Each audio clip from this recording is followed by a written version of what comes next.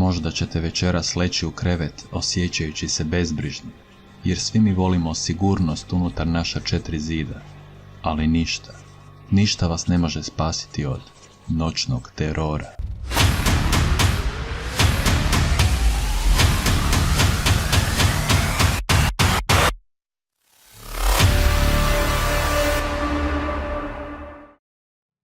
Što je to uopće noćni teror?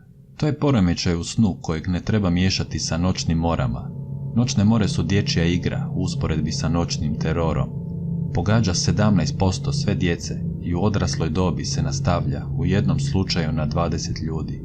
Tako da sigurno poznajete nekoga tko je imao ili ima ovaj poremećaj. Noćni teror nije san, već zastrašujuća reakcija koja se događa u prijelazu iz duboke faze REM sna u laganu fazu REM sna.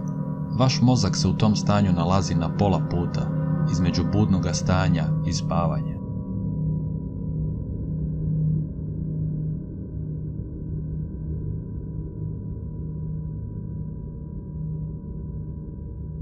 Nažalost, doktori i znanstvenici još ne znaju što točno uzrokuje ovaj poremećaj.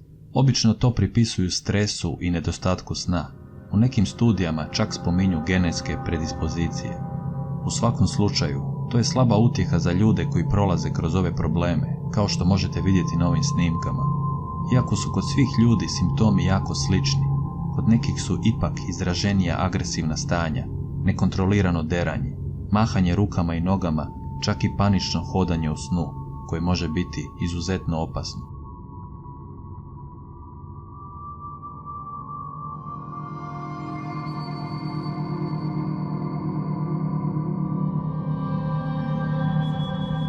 Mnogi od tih ljudi viđaju sjene drugih entiteta i raznih bića.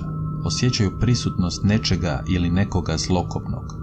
Naravno, pod uvjetom da se sjećaju nakon potpunog buđenja iz ovog stanja. Ukoliko ste jedan od onih kojima se noćni terori povremeno javljaju, nemate razloga za brigu, jer niste pod utjecajem neke fiziološke ili psihološke bolesti.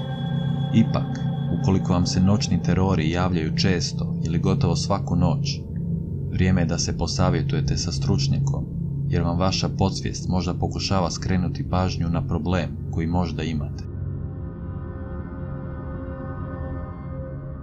Ovaj poremećaj obično ne izaziva trajne psihičke posljedice, osim ako nije udružen sa drugim poremećajima spavanja, od kojih je možda i najgori poremećaj nazvan paraliza sna.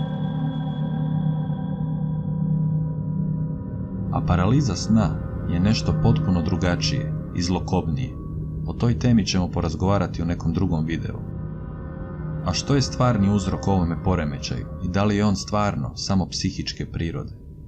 Vi ste na Balkan UFO kanalu i ja vam večeras želim ugodne snove. Lijep pozdrav!